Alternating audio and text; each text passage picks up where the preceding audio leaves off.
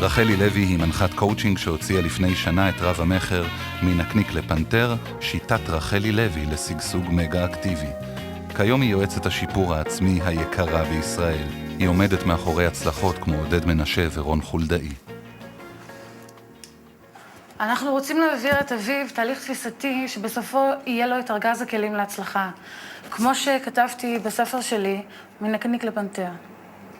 פשוט קיבלנו תלונות שהוא מאוד חסום. חסום? מה זה חסום? תעצום עיניים, תשתחרר. תמשיך לעצום עיניים. תחשוב, אתה אדם גלמוד. אתה אדם ללא מעריצים.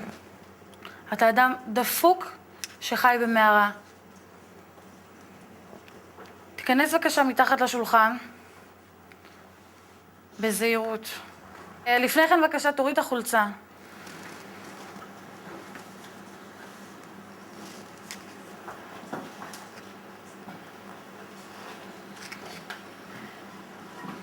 תחזור אחריי.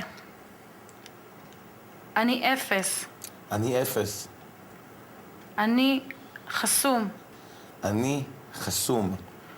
תצעק כמו חיה. אתה חיה פצועה ומפגרת. תנהם. אתה אפס? אני אפס. אתה כלום? אני כלום. לא יכול עכשיו לדבר.